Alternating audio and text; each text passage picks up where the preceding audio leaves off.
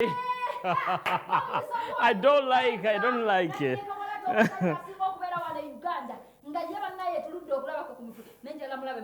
Omulabe ng'omusanze okujjako n'okkiriza ogenda gye bazirabira emitwe kubanga gwe gumu gulinga gwa Hajji Haruna okujjako ng'okkiriza ogenda gye balabira emitwe ajjako enkoffiira omulundi ogu ng'ayina gy'ali oyagala okulaba owulira weegomba okulaba ku mutwe gwa Waiki Benda piisi no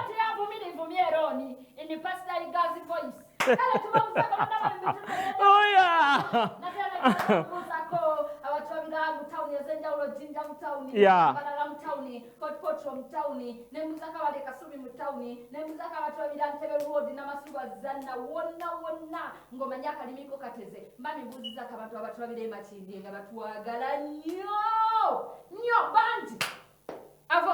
yes dear so kombulireko gy'otuuse bangambye mbokedde otalo lukeddeko omukazi kyalukoze mukazi ki kyankoze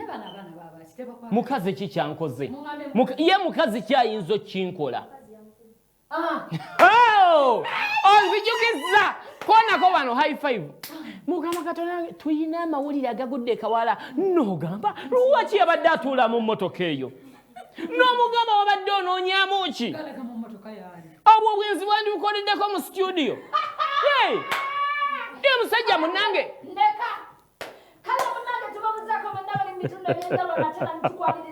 netukwaniza ku evening zona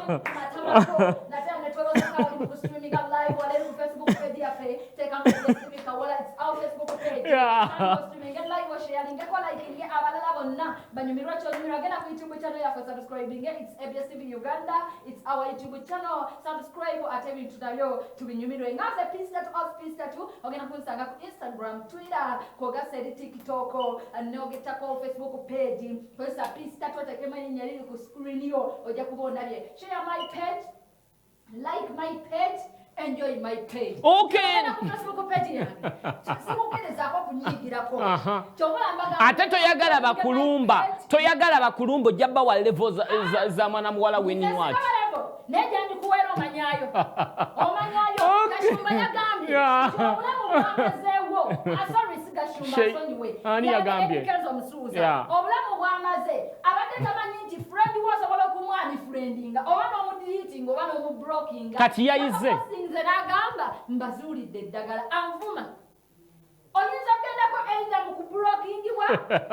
oba mu kudeletingibwa. Okay, nange mbabuuza kawala for ABS TV on Aman TV station yonna gy'osinze mutalo obw'enjawulo nkubuuzaako nnyonyi ddala munnange abakazi abeekolera mbatumiddeko nnyonyi ddala abasajja abatetenkanya nammwe mbabuuziza nga oyadde bintu bya lockdown wali okolamu ki baabiggala naye kakati olina we weeyiyizaako guno omulembe gwa kweyiya guno omulembe gwa kwebeereramu guno omulembe gw'abakozi mulimu wano mulimu obuwala obumanyidde munnange bugenza okuwulira nga neewaanira ebintu byange nga ngezaako okuba amayinja gange sebo bugambye bano tubazudde balina akisesi yaabwe naye mbagamba gwe muzannyirako mumumanyi nze mutuleke tuyiseewo akalanga bwe mba ŋŋamba munnange jjabba naalinga osomye bulungi lwaki onyingirira piisi lwaki muyingirira bannamwe ku mirimu gyabwe bagamba bano bagira jjabba naali kwe kusasulwa tubere maaso ne bagiyisa kinyingizo behind the camera over there because an angel ne Gloria ye producer program yaffe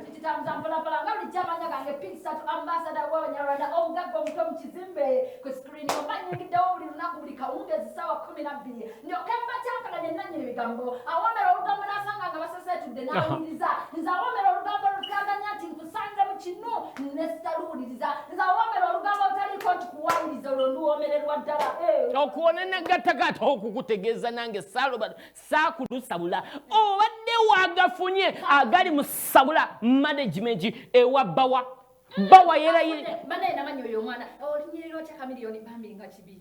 ani agambye nti afudde nantale weebereremu okay okunendageekako obadde okimanyi nti Badi Black avuddeyo n'awemukira ensi yonna alina abantu baviiriddeyo n'abalangira okuvannyuma lw'okulumba ewa Brian White ono yavayo nazunga mbibina nabagena mpipa nagena yoyo nyabo yoyo namumanya nti oyo omukazi akyuka naye nyabo njagala nkubuuza ekibuuzo kimu mu kusabuka wano obisabuka misana oba n'ekiro bwotyo weweeyisa naye ekiro bw'obanga oteekako zi5 zigendera ddala bwe zityo wamma obadde ogamanyi agali ewa abudumulasi oluzungu kyerumukoze okimanyi abudumulasi tubadde tumugjayoko interview bano bakameme baffe n'agenda ayogera ku mboozi bamubuuza bya Lydia Jasmine agambye bya Kalo mwono Kalo oluvannyuma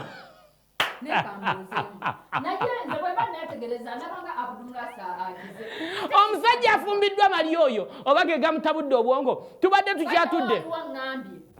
producer all Gamera evening zone Rigani Shapo yageza Abdullah Simon nagambe muno omusajja ekigenda okumuweza afe awo bamwasiza nnyo munne yagenda kutuuka agwe kazoli tewo okumuwasa munnange enireganizi vaisi wamma bwe lutyo olugambo tulina lunnyo tugamba tukwebaza abali Facebook live njagala lumpa ne tukeesa payo n'olulala ngenda kulukuwa mu maaso awo gokimanyi mayi muyimbi omugwati ali bintu bino ani ali ebintu ebyo abantu bandi Nicki Minaj ensi yonna ewunze olaba ne bannayuganda Chozani Beki yaluddewo mutimba bannayuganda bamu Chozani Beki munnange vaayo otimbe Ismail Nicki Minaj wano watutimbira kyombe ne tugamba bannaye mwana gwe ng'obimanyi kobe wagenda n'omututimbira ne tufa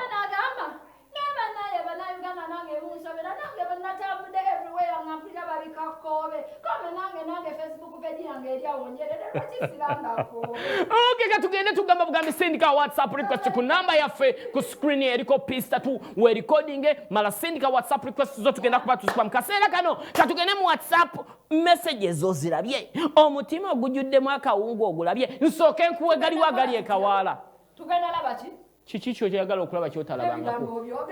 hey damuka kole wenjula watisapo messages ozirabye boti bokozi entuukanga ku ekyo nfe fiki tugende mu maaso. Hello, ABS. Hello, ABS. My name is Nabia Promise. I am in top class. My school is St. James Education State and Primary School, Mukono. I live at Mukono. Sabaya Kaimba.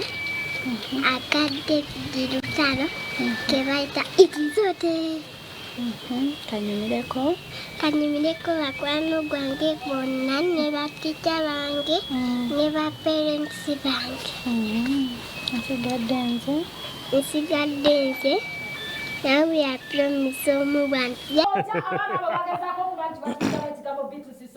nga bagezako tuguza Kampala boys but mukiganye ne bannayuganda bajja kukkiriza ebintu byonna kupika bajja kumala abo abaana baamala ebbanga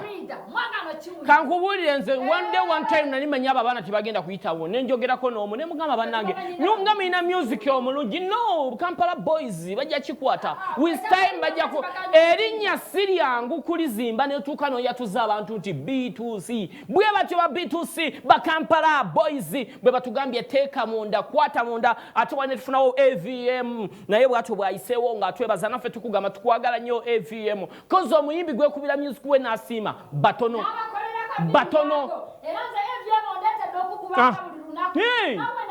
katukukube gwalimanya byolituwa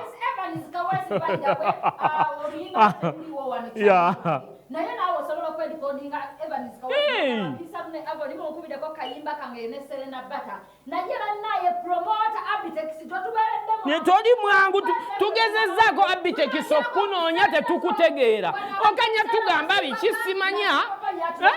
naye gwe Abitex tugenda kuviirako awo mugambe ne kinene togenda kanja bulira Serena bwerere Ozze ku mwana wa muno yave wa sipapa sipapa yatugulira emmere sipapa yatuguliranga emmere sipapa yatulabiranga ku biseera nga ffe tulina Serena mu butuufu kati gwe kuyiga buyizi abali ku Facebook live mbabuuzizaako nnyonyi ndala serebu wange pista twagambye my diva you are smart okay thanks munange kwa Kongobe Umaru agambye hi Ogwa Jackson agambye mutukula ffe tutukula munnange Anita Sembati agambye sabula endongo mwana gwe tweyongereyo walai okay munnange Anita Sembati anaffe tukubuuzako Madina Tuhayirwe Amoti agambye kwata munda Faturina Pretty agambye mutukula bambi Mary Namudu tukulabyeko ne Sengabi Lawrence messages nyingi nnyo tugamba gwe keep on sending message tugenda kuziyitamu mpola abali mu bitundu ebyenjawulo nentumirako kyali wange Eliki ntumiddeko bangi nnyo abali Canada mbabuuzizaako nnyo njala mbuuzizza omusajja omunene nnyo ow'e Canada ojja kuba weetegedde naawe musajja munene nnyo buli kaseera agenda kuba yeerikodinga bu video n'abusulayo very soon ngenda kubaleetera ku videos zo kefa videos zo ngenda zireetera audience beerolere kyenjogerako awo ne kujjukiza nti ate aba Finabu International bo bakugambye nti ku kigambo ky'aba maids aba Finabu International nga toyina mulimo nammwe abaagala abakozi bayina abakozi ate era bayina emirimu kwata ba maids ba shamba boy ba cleaners shop attendant ne ba supermarket attendant emirimu gyonna bakugamba bagirina kwata bukwasa enamba y'essimu owandiike mu 0758 981 990 natera metagema kujjukiza nti gwe ayagala okunyirira okutukula byonna byamutubuuza pista tukrim okurekiziga ekyomulembe najjana kumbi otusangibwa tukola facials tukola ebintu ebyenjawulo eskin yonge ebisigo byakwoca kopola enamba y'essimu esemero 85 whatsapp obasa ekyo n'okuba direct n'otukubirako nojja najjana kumbi newekozesa ku kizigo ekyomulembe ekyawa pista tukrim tokkiriza kufeedinga tujjanjaba embalabe black spots kwogase mugaba mutukirize katono nnyo kamububiri busatu tugendeko mu mulango wa wakalwafe tukome kirawo wenyewe okyali ko evening zone masavugo baby lava yeno taxi binangirangi anatubale mu amagezi oh my god bukyanga musajja wattu oyo omwana ayimbye mujukirako we bajjako wano ne Bobby Wine wando nga kyoba atunula atya olaba yeeraganga nga talina kayimba taxi birangirangi nkutumiddeko nnyo njala nembuzako Sherry Matovu mama Nanyuja ali lubuto ali lubuto ennaku zino yagezze mulabye namutunene ngamba Sherry kiki ekikugezezza ennaku zino yawazalira mwami Katumba kibi mwami wete yamujje waabwe Sherry alina omwana omuwala n'omulenzi gwanyongerako kibi gwe bagambye neewuunyiza kubanga Sherry oli lubuto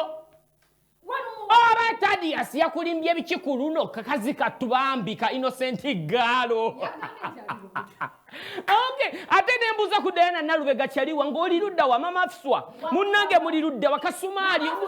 bangamba naawe oli lubuto bwe ngawulira mama Afswa ali lubuto naye ali lubuto abantu bali mbuto mu lockdown mu karantini muno Chosen Becky naye yali lubuto n'asumulukuka abantu buli omu gwoyogerako yali lubuto ebitendera 3-2 wanene mukamba naye obaani yakakwata oh my god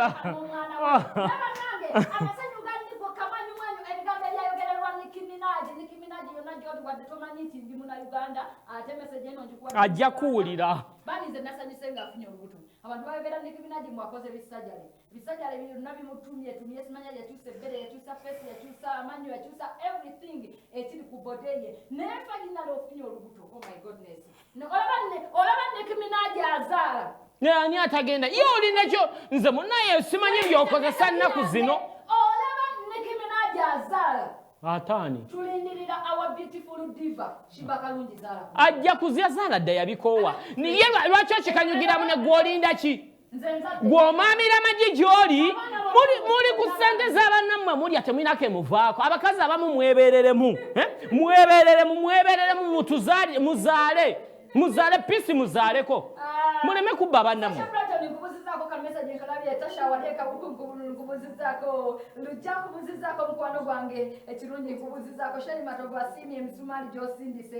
siyina kye mukoze yali lubuto bagaŋŋambye ate nze nabyesazeeko my girl, how man, sweetheart, my my dad nkubuzizako nataka nasema kubuzako Brenda Akika nasema kubuzako Windy Tesi bani nyoma se nyinzaba naye akade katuliride embinga nangale peace weba nyo okuweleza nzeka gwa owebitungulu zirowe nsaba kanyimba ka gravity omutuju ezakuzala kyekiri kutte kyakuzala tugenda kakuba ekya fiki nonye ekyakuzala kyekiri basaba kazimmwe agambye ate gwolinawo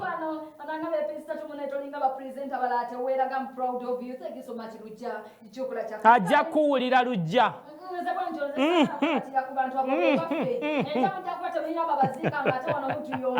wama n'abali live mbakonyeko Lancer Pro Uganda nali promoter yo wakabi ali Dubai by the way agamba streaming live tukubuzizaako nnyo Lancer Pro wamusuubiza ki mazina gwe buzibu okay mirembe agre agame naye nga munyirira lwaki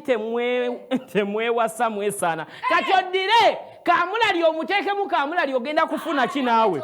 kati pisi nze nyinza nkutwala wa nkubuuza oyo simanya mama mirembe mutwalewa kamulali muteeke olaba okyunyiza wano nkubuuzizza emizindaalo gyo gigenda wano nze nkuteekewa kiyingi saala agamba ntuuse nkukoze eki nkubuuzizaako bubuuza nkutwala nkoze kibi ki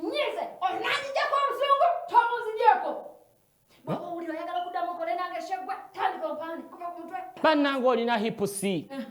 wakula akabina sikalabangako osingane nakkazi simanyi lwaki pasitayiga takuwa abaddaano baatuula enakkazi yabaatuula wano wafuna obuti waggulu wano wafuna obuti bw'amawogo obulungi kikyongambye kuwaane bannange oli ku oligino wayitako ewannakiyingi agaba gali oligino oh my god yeah liking sharing atetandika owomerwe ebintu bino byennyini show zaffe nyingi nnyo ezibeerayo ezigwayo okuva ku ssaawa 12 eryo tutandika ne mariake abawo yaffe etugulawo n'atusabira nateera ku ssaawa walinga 2 tubawo n'ekiddakawo mpolampola etubeerawo batitaki Faruku namulabye ng'atandika ebyobufuzi akafuko akaki kali kafubo akafubo owulidde maama mugenda ne mugwamu ani akigambye okyogere wamma kannegendere mu lugambo essaawa eno tatulisede tandika olugambo lwaffe kyanyonyola nsi abamu babeerako abamu tebatwala budde ku ssaawa 7 tubeera n'omuziki kuyo ku ssaawa 10 tubeera n'abaddaanoba ssaawa 3 tubeera ne jakakawuwo ku ssaawa 1 tubeera ne nagini gwe musota ssaawa 2 tubeera ne daboka sala kola kati mu nsonga zonna ne tubagamba nti jakakawuwo ge mawulire gaffe agakumenyezebwa emisana gwonna ku ssaawa zibeera 3 ssaawa 4 tubeera genda maaso ng'olanga bakulekeyokko wekka obategeereze ddala bategeere nti no amanyonyolesabadde kyabagamba ku ssaawa 4 ne tubeera naki weerabidde n'essaawa y'omwenda essaawa y'omwenda nga Ronaldo yale abudde wakutuusako ensi y'ebyemizannyo ebeerawo ku ssaawa 8 essaawa y'omwenda Joan najja nga atusabira ne tukkirira wali erimu abaddaano bantukkirira mu evening zone nate eno ne tukutuusako obuzannyo bwaffe obunyuvu okuva ku ssaawa 1 nagini ku ssaawa 2 stala ate wali ku ssaawa 3 jakakawo ku ssaawa 4 bamanyise kikyolifa tuweerabidde n'omusumba Gagasini abizayo ekawala baabula ne mugamba nti olwokubiri n'olwomukaga ebeera counseling amafuta nago gabategeereza eddala nga safiki bwe yesootinga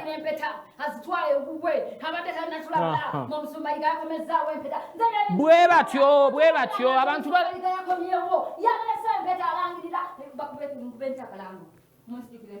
empeta